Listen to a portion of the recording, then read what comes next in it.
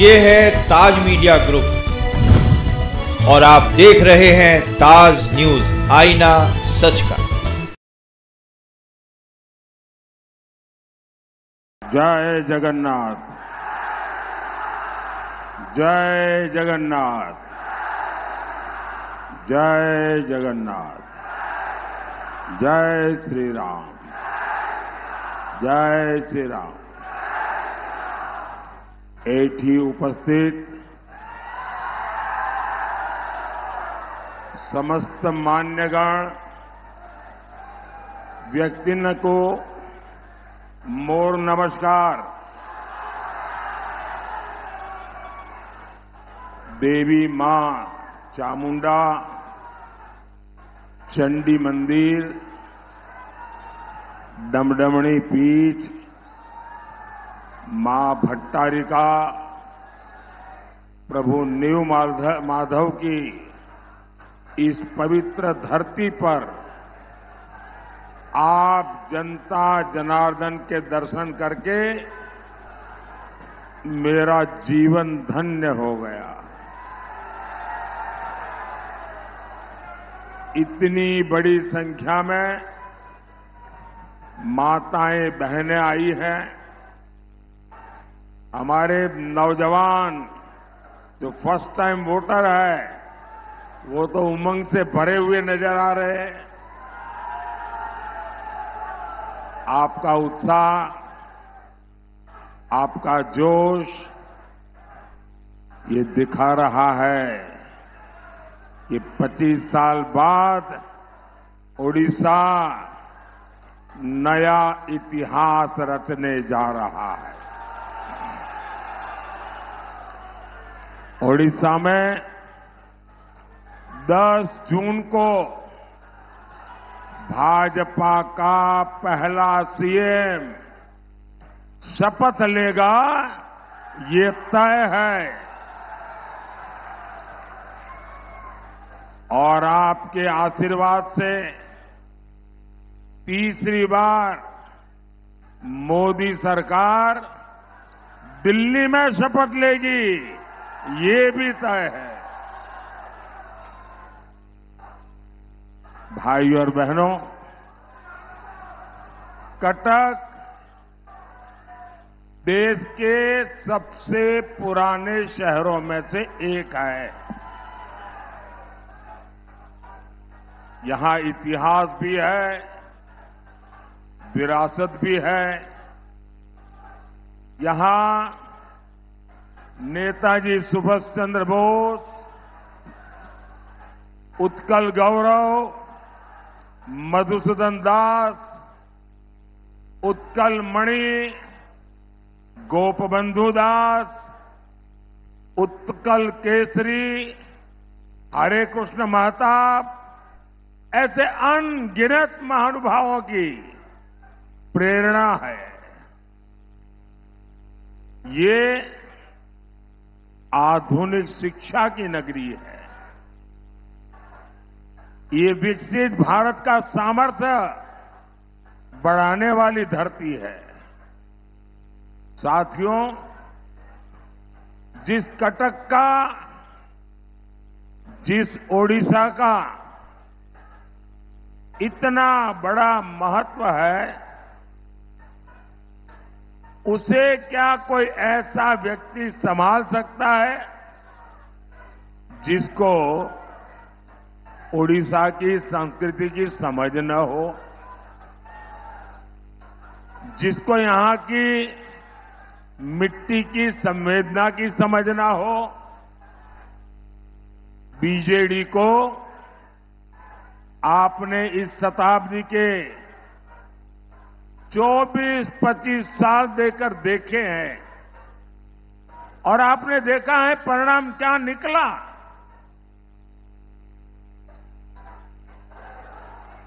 अब अगले 25 वर्ष उड़ीसा के विकास के लिए बहुत जरूरी है।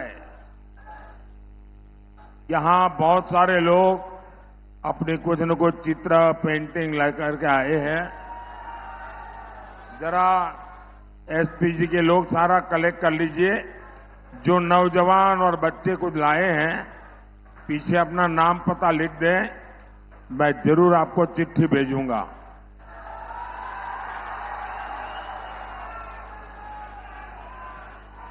ये सुभाष बाबू बन के आया है नौजवान।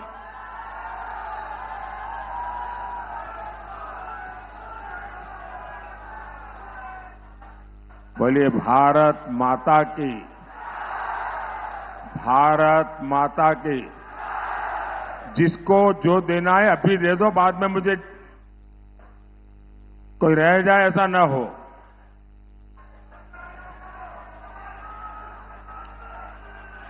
जय श्री राम, जय श्री राम।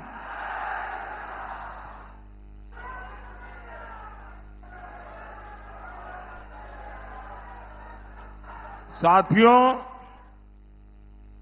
ओडिशा को अब बीजेडी की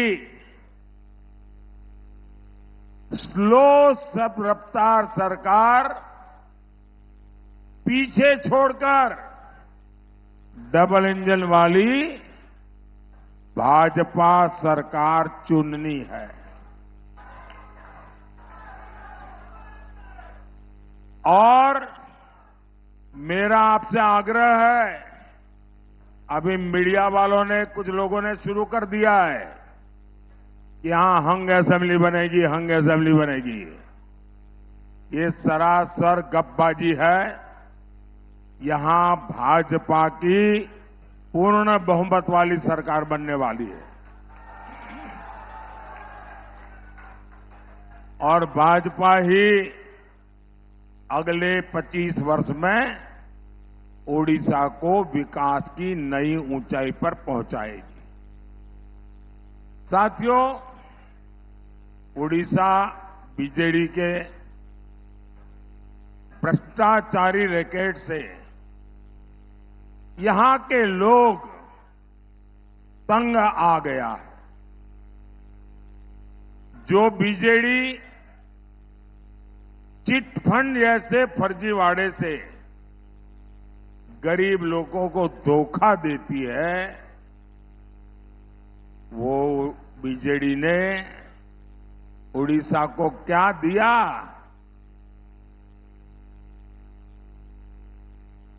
अगर बीजेडी ने उड़ीसा को दिया है तो लैंड माफिया दिया है, सैंड माफिया दिया है, कोल माफिया दिया है, माइनिंग माफिया दिया है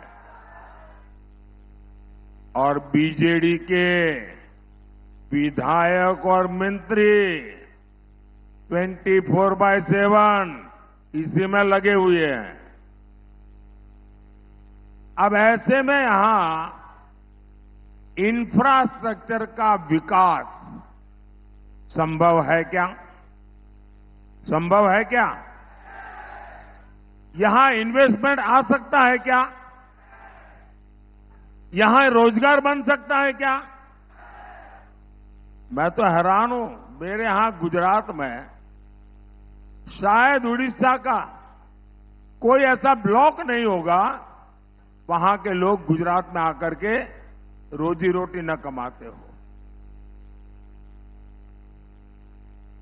जो प्रदेश इतना समृद्ध है, उस प्रदेश को ऐसे बर्बाद करने वाले लोगों को ये चुनाव तो सजा करने के लिए चुनाव है उन लोगों को।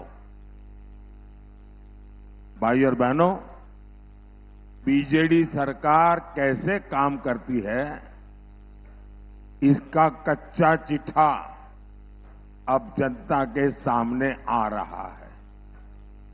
जब से मोदी सरकार बनी है, तब से ओडिशा के विकास के लिए मैंने रिकॉर्ड पैसा दिल्ली से भेजा है।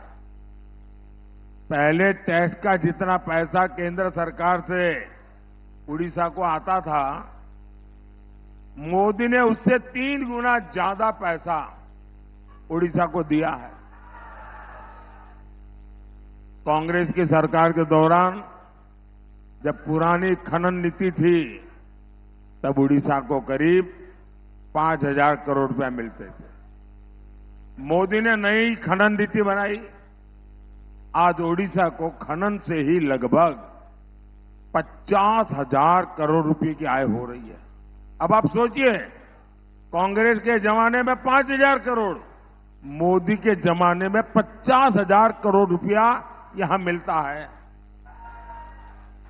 इसके अतिरिक्त डिस्ट्रिक्ट मिनरल फंड के तहत भी उड़ीसा को 26,000 करोड़ रुपए से अधिक मिल चुके हैं।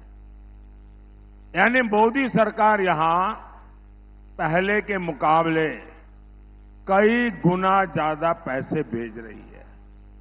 लेकिन उड़ीसा में बीजेडी की भ्रष्ट सरकार इस पैसा का गोलमाल कर रही है। मैं उड़ीसा के करीब करीब हर जिले में जा चुका हूं। यहां सड़क, बिजली, पानी, स्कूल, कॉलेज, अस्पताल, हर चीज का अभाव है। तो ये पैसा किसकी जेब में गया? यहां कटक में ही देखिए, जल भराव का कितना बड़ा संकट हर साल रहता है। मैं यहां हाईवे के, रेलवे के इतने सारे प्रोजेक्ट भेजता हूं, लेकिन बीजेडी के नेताओं को जब तक कट कमीशन नहीं मिलता तब तक वो हर प्रोजेक्ट को लटकाए रखते हैं। बीजेडी नेता अपने करीबी ठेकेदारों को ही ठेके दिलवाकर आपको हर तरफ से लूट रहे हैं।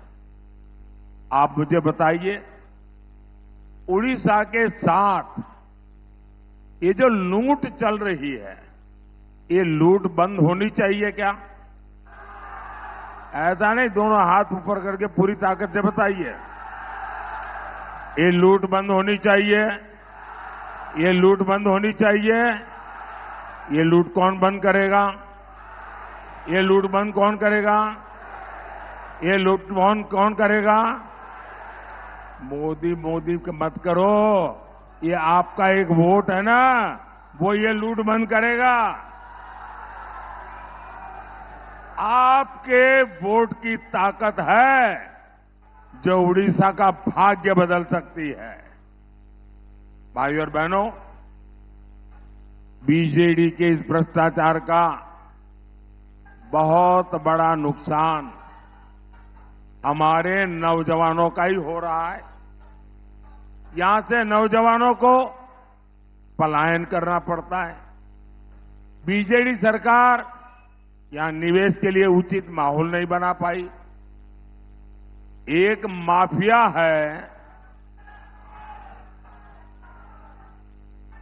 एक माफिया है जो हर सेक्टर पर कब्जा करके बैठा हुआ है।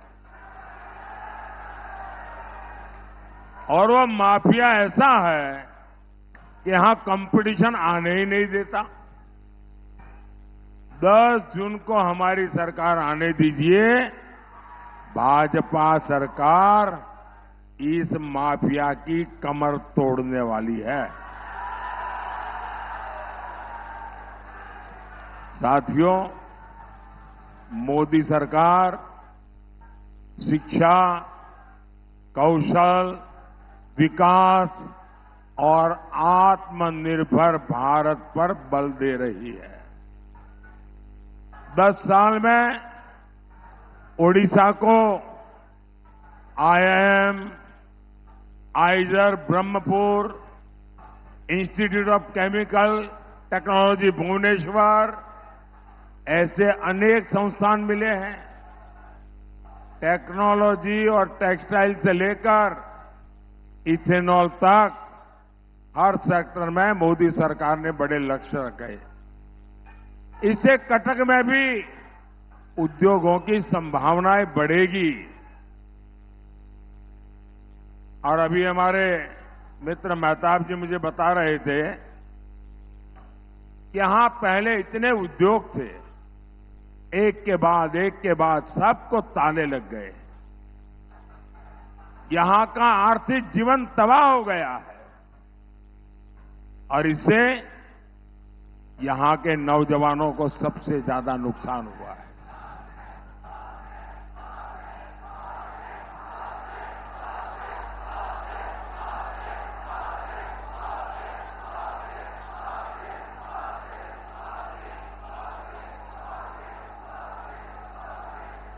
और इसलिए साथियों, हमें यहां निवेश चाहिए, हमें उद्योग चाहिए, हमें पुराने उद्योगों का पुनर्जीवन चाहिए साथियों।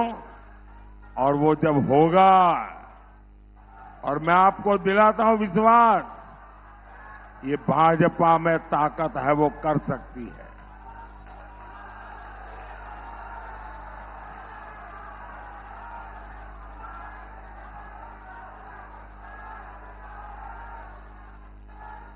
मैं उड़िया वासियों को वादा करता हूं, मेरे पास लंबे समय तक एक राज्य को चलाने का अनुभव है।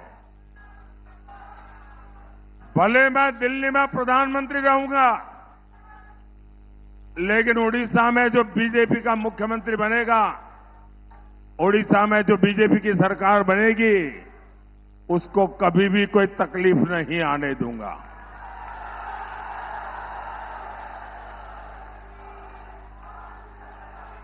साथियों, बीजेडी सरकार को कटक के लोगों की परेशानी से कोई सरोकार नहीं है। कटक चारों तरफ नदियों से घिरा है, लेकिन यहां पीने के पानी की समस्या है। मोदी नल से जल देना चाहता है, लेकिन ये रोड़े अटकाते हैं। मोदी ने देश के गांव और शहरों में गरीबों के लिए 4 करोड़ पक्के घर बनाए हैं। आने वाले समय में 3 करोड़ नए घर बनाने की गारंटी दी है। ओडिशा में भी करीब 30 लाख गरीबों के नए घर बने हैं। लेकिन बीजेडी आपके लिए नए घर बनाने में लगातार अड़चनें पैदा कर रही है। गरीब को पक्का घर मिलने से रोके, ऐसा काम आपका दुश्मन ही कर सकता है।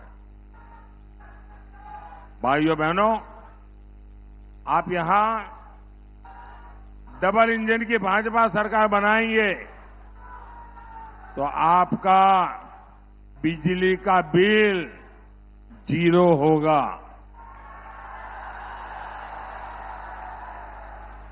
बिजली का बिल 0। इतना ही नहीं, आप बिजली बेचकर कमाई करेंगे।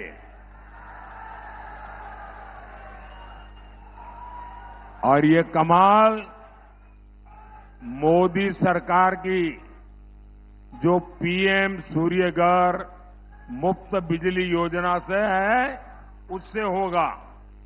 और उसकी रजिस्ट्री चल रही है। आप अभी भी रजिस्ट्री करवा सकते हैं ऑनलाइन जाकर के। घर की छत पर सोलर पैनल के लिए मोदी सरकार आपको 75,000 रुपये से ज्यादा देगी हर घर के ऊपर। और अतिरिक्त बिजली भाजपा सरकार यहां जो बनेगी, वो आपसे खरीदेगी। अब मुझे बताइए, आपको डबल मुनाफा हुआ कि नहीं हुआ? डबल फायदा हुआ कि नहीं हुआ? पैसे की बचत हुई कि नहीं हुई? वो पैसे आपके बच्चों के काम आएंगे कि नहीं आएंगे? साथियों, उड़ीसा भाजपा ने माताओं बहनों के लिए जो गारंटियां दी है, आज उनकी पूरे देश में चर्चा हो रही है। सुभद्रा योजना से माताओं बहनों को बहुत मदद मिलेगी। आप कल्पना कीजिए, 10 साल पहले तक माताओं बहनों के बैंक खाते तक नहीं थे। अब ऐसी ऐसी शानदार योजनाएं भाजपा हमारी माताओं बहनों के नाम पर ला रही है। मोदी की एक और गारंटी, देश की 3 करोड़ बहनों को लखपति दीदी बनाने का मेरा संकल्प है। 3 करोड़ लखपति दीदी बनेगी। आप कल्पना कर सकते हैं हमारी इकोनॉमी कितनी तेज चलेगी। लखपति दीदियां ने हर साल 1 लाख रुपए से ज्यादा की आय, और वो भी स्वाभिमान के साथ। आशा और आंगनवाड़ी से जुड़ी बहनों के लिए भी उड़ीसा भाजपा ने बहुत बड़ी घोषणा की है। आंगनवाड़ी से जुड़ी बहनों को 12,000 रुपए तक की सैलरी मिलेगी, ये उड़ीसा भाजपा ने कहा है। इसके साथ साथ जब यहां आयुष्मान योजना लागू होगी तो कटक के किसी भी परिवार को अपने बुजुर्गों के इलाज के लिए कोई चिंता नहीं करनी पड़ेगी। ये दिल्ली में जो बैठा है ना, वो करेगा। बुजुर्गों को मुफ्त इलाज की गारंटी, ये मोदी की गारंटी है। भाइयों और बहनों, विकास और विरासत ये भाजपा का एजेंडा है। आपने देखा कि दिल्ली में जो G20 का शिखर सम्मेलन हुआ, उसमें दुनिया भर के बड़े बड़े दिग्गज नेता यहां आए थे, और सबको मोदी ने कोणार्क के चक्र के सामने खड़ा किया। कोणार्क के चक्र के सामने फोटो निकाली, और उनके घरों में आज कोणार्क का सूर्य चक्र पहुंच गया है। इससे पूरी दुनिया में कोणार्क का गौरव बढ़ा है।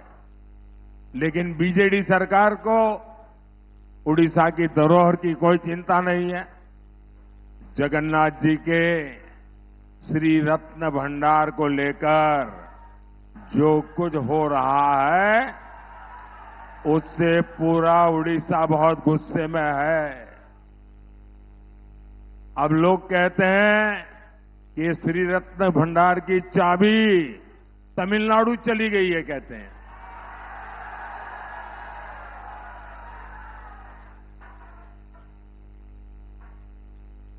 अभी किसने भेजी है भाई तमिलनाडु?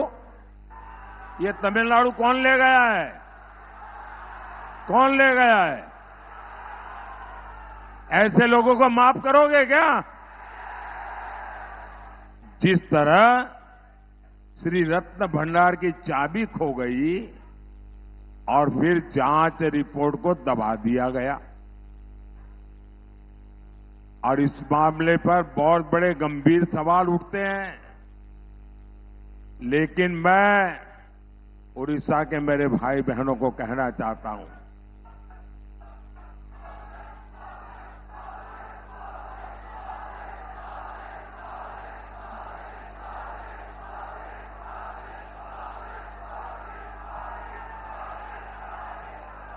साथियों, ये मोदी है। मैं सोमनाथ की धरती से आया हूं, जगन्नाथ की धरती की पूजा कर रहा हूं, और मेरे लिए जितने भगवान सोमनाथ दादा के आशीर्वाद है, इतने ही महाप्रभु जगन्नाथ जी के आशीर्वाद है। मुझ पर सोमनाथ दादा का भी कर्ज है, मुझ पर महाप्रभु जगन्नाथ जी का भी कर्ज है। और इसलिए मैं उड़ीसा के एक एक नागरिक को गारंटी देता हूं, आप आश्वस्त रहिए, यहां भाजपा सरकार बनते ही ये चाबी का राज खोला जाएगा।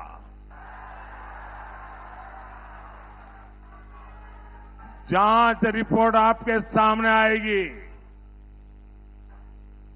और अगर किसी ने गड़बड़ की है तो मोदी किसी को छोड़ता नहीं है।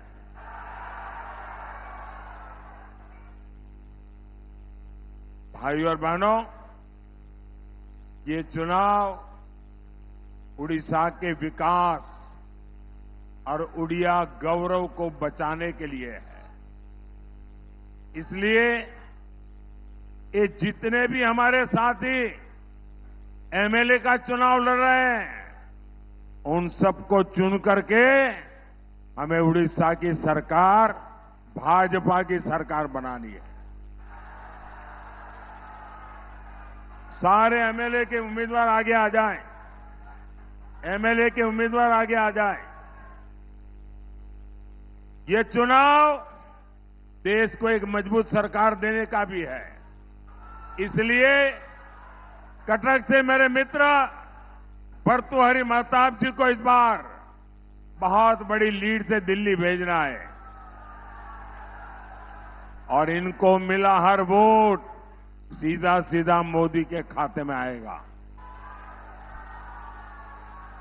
तो ज्यादा से ज्यादा मतदान कराएंगे, हर पोलिंग बूथ जीतेंगे। बोलिए भारत माता की, भारत माता की, भारत माता की।